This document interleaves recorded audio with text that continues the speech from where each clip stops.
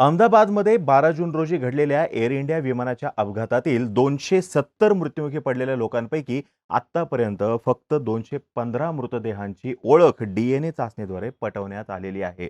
फक्त 215.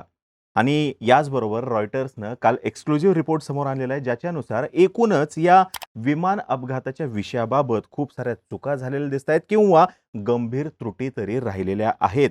तसंच कोण कोणाला वाचवतंय हे सुद्धा लक्षात येत नाहीये. रॉयटर्सनं जो रिपोर्ट समोर आणलेला आहे त्या रिपोर्टनुसार India's aviation regulator has warned Air India for breaching safety rules after 3 of its Airbus opens new tap planes flew despite being overdue takes on emergency equipment and for being slow to address the issue, government document show. म्हणजेच काय, जे आपल्या इथलं aviation regulator आहे यांनी air इंडियाकडून काही safety rules जे आहेत त्यांचं उल्लंघन होतंय अशी त्रुटी समोर आणलेली होती. यासोबतच काही चेक्स जे आहेत ते सुद्धा पेंडिंग राहिलेले होते. आता या त्रुटी समोर आणून देखील या संदर्भात कोणतीही कृती केली गेली नाही किंवा कार्यवाही केली गेली नाही, जो विषय फार गंभीर आहे जगातील चौथ्या मोठ्या अर्थव्यवस्थेसाठी. आता संपूर्ण विषय काय आहे ते समजून घेऊयात. रॉयटर्सने नेमका काय रिपोर्ट समोर आणलेला आहे ते बघूयात. ब्लूमबर्ग सुद्धा काय म्हणतंय या प्लेन क्रॅश विषयी ते जाणून घेऊयात आणि जबाबदारी नेमकी कोणाची याच्यावरती परत एकदा प्रकाश टाकण्याचा प्रयत्न करूयात. नमस्कार, मी अनुराग जाधव बोलबिडूवरती तुम्हा सर्वांचं अगदी मनापासून स्वागत करतो. एअर इंडियाच्या दुर्घटनेनंतर आपल्या सरकारनं विमान कंपन्यांनी आत्मपरीक्षण करणं गरजेचं होतं. त्यांनी तसं करावी अशी सगळ्यांची अपेक्षा होती. पण घडतंय काय, तर अजून सुद्धा गोंधळ सुरू आहे. सरकार मौन धरून आहे आणि जबाबदारीपासून पळ काढला जातोय. विमान अपघातामध्ये अनेकांचे प्राण गेलेले आहेत, तरी सुद्धा सरकारची एकूण प्रतिक्रिया इट्स ओके अशीच वाटतीये. नेहमीप्रमाणे याही विषयामध्ये पारदर्शकता नाही आणि हे जगातील चौथ्या मोठ्या अर्थव्यवस्थेसाठी धोकादायक आहे आणि धक्कादायक सुद्धा. कोणाला विश्वास तरी बसेल का की या अपघाताचं नेमकं कारण समजून घेण्यासाठी महत्त्वाचा असलेला ब्लॅक बॉक्स हा खराब अवस्थेमध्ये सापडलेला आहे आणि आता त्याच्यातून डेटा रिकव्हर करण्यासाठी तो ब्लॅक बॉक्स परदेशामध्ये तपासणीसाठी पाठवण्यात येणार आहे. आता परदेशामध्ये म्हणजे कुठं, तर अमेरिकेमध्ये, ज्या अमेरिकेचं निमंत्रण जे आहे काल परवा आपल्या पंतप्रधानांनी नाकारलेलं होतं. आता भारताकडे अशी टेक्नॉलॉजी नाहीये किंवा इक्विपमेंट्स नाहीयेत की ज्याच्यामुळे तो ब्लॅक बॉक्स जो आहे त्याच्यामधला डेटा जो आहे तो रिकव्हर करता येईल. आणि मग आपल्याकडे अशी टेक्नॉलॉजी का नाहीये, आपल्याकडे अशी इक्विपमेंट्स का नाहीयेत, अशा प्रश्नांची उत्तरं जी आहेत ती आपल्याला शोधावी लागणार आहेत आणि ती सुद्धा स्वबळावरती शोधावी लागणार आहेत. आणि याच्याहून गंभीर बाब म्हणजे अपघाताच्या काही दिवस आधी डीजीसीएने एअर इंडियाच्या विमानामध्ये गंभीर त्रुटी असल्याचं सांगून सुद्धा त्याच्याकडे दुर्लक्ष का झालं, या प्रश्नाचं उत्तर एअर इंडिया द्यायला तयार नाहीये, डीजीसीए द्यायला तयार नाहीये आणि सरकारकडून सुद्धा या संदर्भात काही उत्तर येताना दिसत नाही. आज जेव्हा या संपूर्ण दुर्घटनेबाबत पारदर्शक उत्तर अपेक्षित आहे, त्यावेळेस सरकार केवळ इमेज जपण्यामध्ये गुंतलेलं आहे आणि खरी जबाबदारी कुठेतरी मागेच राहिलेली आहे असं चित्र उभं राहताना दिसते. आज रॉयटर्स आणि ब्लूमबर्ग सारख्या आंतरराष्ट्रीय माध्यमं कोर प्रश्न विचारतायत या विमान अपघाताविषयी आणि आपलेच या अपघाताशी संबंधित अधिकारी मात्र शांत दिसतायत. This is not just about one crash, it's about a dangerous pattern where truth is buried under headlines and governance takes a backseat to branding, अशी टीका सुद्धा या एकूण विषयावरती होताना दिसते. रॉयटर्सच्या रिपोर्टमध्ये काय म्हटलेलं आहे, India's aviation regulator has warned Air India for breaching safety rules after 3 of its Airbus opens new tap planes flew despite being overdue checks on emergency equipment and for being slow to address the issue, government document show. म्हणजे DGCA जे आहे आपल्या इथले किंवा aviation regulator जे आहे त्यांनी air इंडियाचे सेफ्टी रूल्स जे आहेत या संदर्भात त्रुटी काढलेल्या होत्या. इथं काहीतरी चुकतंय हे त्यांनी निदर्शनास आणून दिलेलं होतं आणि जे चेक आहेत ते सुद्धा ओव्हरड्यू होते आणि तरी सुद्धा त्याच्याकडे दुर्लक्ष केलं गेलं.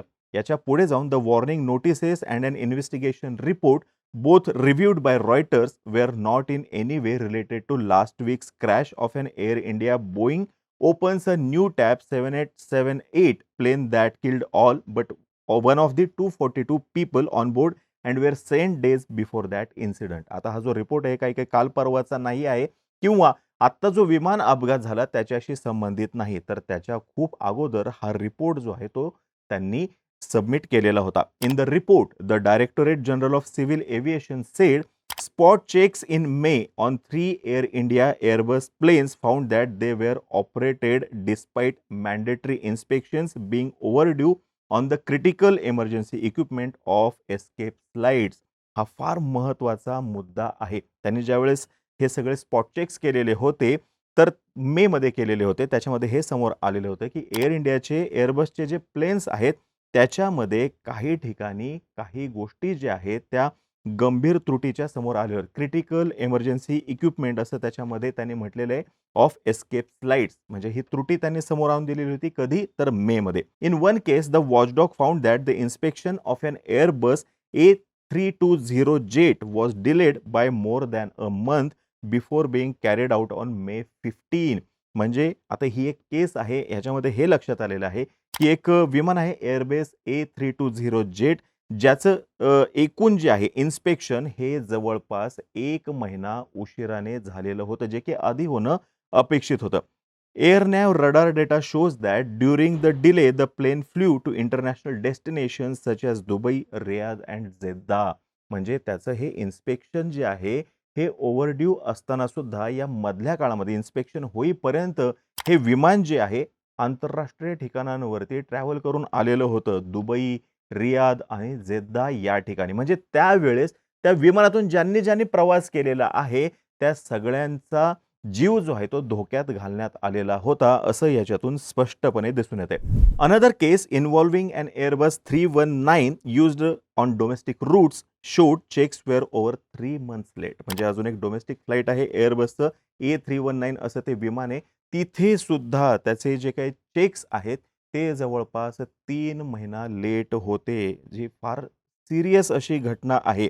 The above cases indicate that aircraft were operated with expired or unverified emergency equipment, which is a violation of standard airworthiness and safety requirements, the DGCA report said. खुद्द DGCAच्या रिपोर्टमध्ये असं म्हटलेलं आहे, की ह्या सगळ्या ज्या काही त्रुटी आहेत, याच्यातून हे लक्षात येतंय, की त्यांच्यामध्ये जे काही या विमानांमध्ये जे इमर्जन्सी इक्विपमेंट्स आहेत, एकतर ते एक्सपायर झालेले होते किंवा ते अनव्हेरिफाईड होते. म्हणजे प्रवास करणाऱ्या सगळ्यांचा जीव या ठिकाणी जो आहे तो टांगणीला लागलेला असणार निश्चितपणे. आणि या मधल्या काळामध्ये कोणतीही भयावह घटना घडली नाही, हीच त्यातल्या त्यात समाधानाची बाब आहे. Air India fail to submit timely compliance response. Air इंडियाने टाइमली रिस्पॉन्स दिलेला नाही to deficiencies raised by the DGCA. म्हणजे DGCAने ज्या काही त्रुटी काढलेल्या होत्या त्याच्यावरती त्यांनी टाइमली रिस्पॉन्स सुद्धा दिलेला नाही. ही अजून गंभीर बाब. Air India CEO Campbell Wilson told Reuters last year that global part shortage were affecting most airlines. पार्टचं शॉर्टेज आहे हे त्यांनी मान्य केलेलं होतं. पण त्याच्याहून प्रकरण किंवा विषय अजून गंभीर आहे असं त्यांनी म्हटलं होतं. But the problem was more acute for Air India as its product is obviously a lot more dated with many planes not refresh since they were delivered in 2010-2011. 2010-11 मध्ये हे जे प्लेन्स जे आहेत ते आलेले होते, तेव्हापासून हे रिफ्रेश करण्यात आलेले नव्हते. Product is obviously a lot more dated. Outdated नाही म्हणले, त्यातल्या त्यात नशिबाचा गोष्ट आहे. The Indian regulator like many abroad often fines airlines for compliance lapses. India junior aviation minister in February told parliament that authorities had warned or fined airlines in 23 instances for safety violations last year. म्हणजे airlines जे आहेत त्यांना वेगवेगळ्या 23 वेळा त्यांनी safety violation केलेलं आहे म्हणून दंड केलेला आहे असं सांगितलेलं आहे. आता ह्याच्यातील 12 जे व्हायोलेशन जे आहेत ते एअर इंडिया आणि एअर इंडिया एक्सप्रेसकडून झालेले आहेत. अनऑथराइज्ड एंट्री इंटू कॉकपिट असं सुद्धा एक प्रकरण आहे.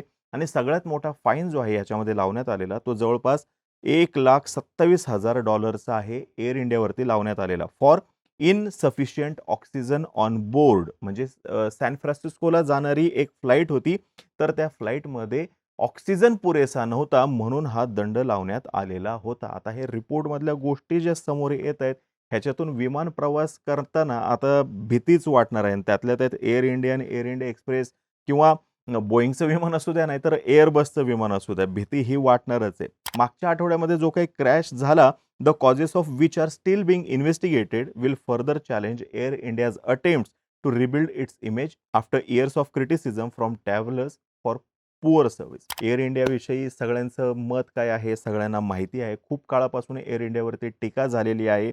चांगली सर्व्हिस नाही म्हणून, सरकारी कंपनी आहे म्हणून सुद्धा टीका झालेली होती. सरकारने मग खाजगीकरण केलं, टाटा कंपनीने ही कंपनी घेतलेली आहे. तरीसुद्धा स्वतःची इमेज बनवण्यामध्ये त्यांना ह्याच्यामध्ये यश येताना दिसत नाहीये आणि आता ह्या एकूणच घटनेमुळं त्यांना परत एकदा त्यांची इमेज रिबिल्ड करण्यासाठी प्रयत्न करावे लागणार आहेत. फार महत्त्वाचा असा मुद्दा आहे. Despite prior notifications and identified deficiencies, the organization's internal quality and planning departments failed to implement effective corrective action indicating systemic control failure असं DGCAच्या रिपोर्टमध्ये म्हटलेलं आहे. फार विषय हा दिसतोय तेवढा सोपा नाहीये. प्रचंड गंभीर विषय आहे. विमान प्रवास करणाऱ्या प्रत्येक प्रवाशाचं आयुष्य, त्यांचं एकूण कुटुंब या सगळ्यांचं आयुष्य जे आहे ते ह्या सगळ्या प्रकारात पणाला लावण्यात आलेलं होतं असं स्पष्टपणे दिसतंय. आता जनतेच्या मनात प्रश्न एकच आहे, की सत्य लपवलं जातंय का? ब्लॅक बॉक्स खराब होणं ही काही वाटते तेवढी सोपी गोष्ट नाहीये. तरीसुद्धा या एकूणच विषयासंदर्भात मौन पाळलं जातंय, जे फार धोकादायक आहे. DGCAने पूर्वीच एअर इंडियाच्या विमानं तपासणीशिवाय उडत असल्याचं नमूद केलेलं होतं. तरीसुद्धा कोणतीही कारवाई का नाही झाली? याला जबाबदार कोण? आणि एवढा मोठा अपघात होऊन सुद्धा एकही वरिष्ठ मंत्री समोर येऊन कोणावर तरी जबाबदारी देत नाही किंवा स्वतःहून जबाबदारी अंगावर का घेत नाही, हे समजत नाहीये. वैमानिकाची चूक होती की इंजिनिअरिंग टीमची चूक होती? विमानाचं मेंटेनन्स फाईल जी आहे ती पूर्ण होती का? हे सगळे प्रश्न अजूनही अनुत्तरित आहेत. ब्लूमबर्ग म्हणते की frustrating lack of transparency, families and the public are struggling to get coherent information, fuelling rumors and speculation. स्पष्ट माहिती मिळत नाहीये, पारदर्शक माहिती समोर येत नाहीये, सत्य समोर येत नाहीये आणि त्याच्यामुळे केवळ आणि केवळ फक्त अंदाजच लावता येतोय, की येणाऱ्या काळामध्ये काय होईल. कोणावरही जबाबदारी निश्चित का केली जात नाहीये, याचं उत्तर मी असं सांगेन, की सगळ्यात महत्त्वाचं कारण ह्याचं असं आहे, की सध्या सुरू असलेलं कॉम्प्लेक्स इन्व्हेस्टिगेशन. ब्लॅक बॉक्स खराब झालेला आहे, त्याच्यामुळं तो अमेरिकेला पाठवण्यात येणार आहे आणि तिथून रिपोर्ट आल्यानंतरच सर्व काही गोष्टी ज्या आहेत त्या आपल्या समोर येतील. दुसरं आहे ते म्हणजे इंटरनॅशनल प्रोटोकॉल्स. AAIB, NTSB आणि FAA यांचं एकत्रित जॉइंट अप्रोच असणं फार गरजेचं आहे. ह्याच्यामध्ये मध्येच खोडा घालणं बरोबर होणार नाही. सर्व माहिती समोर येण्या अगोदर कुणावरही जबाबदारी निश्चित करणं किंवा आरोप करणं याच्यामुळे चुकीच्या पद्धतीने कोर्टामध्ये केसेस फाईल होऊ शकतात किंवा इतरही गोष्टी ज्या आहेत त्या होण्याचे चान्सेस आहेत. आणि सगळ्यात महत्त्वाचा मुद्दा म्हणजे हा एकूणच विषय भारतासाठी नाजूक विषय आहे. एअर इंडिया भारतीय कंपनी आहे. भारत सरकारची कंपनी टाटांकडे गेलेली आहे आणि या सगळ्या गोष्टी भारतीय लोकांच्या अभिमानाशी जोडलेल्या आहेत. म्हणून अजून थोडं सबुरीनं घेतलं जातंय. पण इतक्या साऱ्या त्रुटी असताना सुद्धा सर्व स्टेक होल्डर्स जे आहेत, हे सर्व माहिती जमा करत आहेत आणि अजूनही समोर येऊन काय झालेलं आहे, कुठं चुकलेलं आहे, कोणाकडून त्रुटी राहिलेली आहे, याच्याविषयी समोर येऊन बोलायला तयार नाहीत आणि म्हणूनच या विषयामध्ये पारदर्शकता नाही, अशी भावना निर्माण होताना दिसते. आता ब्लॅक बॉक्सविषयी बोलूयात. मुळामध्ये ब्लॅक बॉक्स डॅमेज होणं हीच खरं तर फारच दुर्मिळ आणि गंभीर घटना आहे आणि नेमकी ही दुर्मिळ आणि गंभीर घटना भारतामध्येच घडलेली आहे. ब्लॅक बॉक्स अपघातामध्ये काय घडलेलं आहे याची माहिती देत असतं. आता कॉकपिट व्हॉईस रेकॉर्डर घ्या किंवा फ्लाइट डेटा रेकॉर्डर याचे अवशेष सापडलेले आहेत जे डॅमेज झालेले आहेत आणि भारतामध्ये अनरीडेबल आहेत. याच्यामुळे आता हे अवशेष अमेरिकेमध्ये नॅशनल ट्रान्सपोर्टेशन सेफ्टी बोर्ड तसंच ब्लॅक बॉक्सचे जे मॅन्युफॅक्चर आहेत हनीवेल यांच्याकडे रिकव्हरीसाठी पाठवले जाणार आहेत.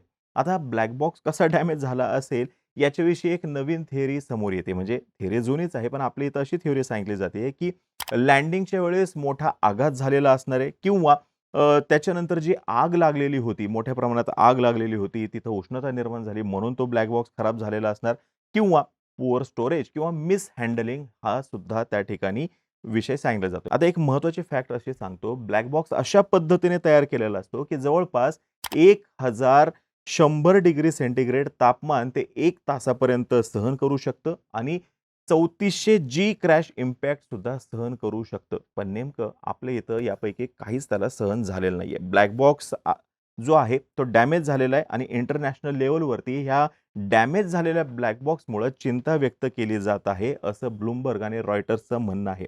आता प्रश्न असा आहे, की भारतातील लॅब्सकडं अशा पद्धतीचं डॅमेज हँडल करण्यासाठी इक्विपमेंट्स का नाहीत? प्राथमिक माहिती तरी समोर येऊन दिली पाहिजे, की बाबा आपल्याकडे हे इक्विपमेंट्स का नाहीत? आपण ज्यावेळेस G20चं अध्यक्षपद सेलिब्रेट करतोय, आपण जगातील चौथी मोठी अर्थव्यवस्था झाली असं सेलिब्रेट करतोय, सगळं जग आपल्याकडे आशेनं बघतंय असं सेलिब्रेट करतोय आणि ब्लॅक बॉक्समधला डेटा रीड करण्यासाठीचे आपल्याकडे इक्विपमेंट्स नाहीत किंवा तितक्या सुसज्ज लॅब्स नाहीत. हे वास्तव जे आहे हे आता न झाकता येणारं आहे. प्राथमिक माहिती समोर येऊन देणं फार गरजेचं आहे. डी-जी-सी-एने सर्व त्रुटी काढून सुद्धा कारवाई का झाली नाही, ते सुद्धा इंटरनॅशनल फ्लाइटला हे समोर येणं गरजेचं आहे. आता या सर्व त्रुटी फक्त टेक्निकल नाहीयेत, तर सिस्टमिक फेल्युअर आहे, इन्स्टिट्यूशनल फेल्युअर आहे आणि कम्युनिकेशनल फेल्युअर सुद्धा आहे. अशीच घटना जर का अमेरिकेमध्ये घडली असती, तर रिस्पॉन्स काय असतात ते तुम्हाला सांगतो.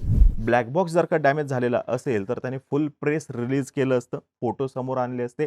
फॉरेन्सिक प्लॅन काय आहे त्यांचा तो सुद्धा त्यांनी सांगितला असता आणि याच्या अगदी विरोधामध्ये आपल्या इथं कोणत्याही पद्धतीचे फोटो शेअर केले जात नाहीत आणि खरी माहिती सुद्धा समोर येऊ दिली जात नाहीये.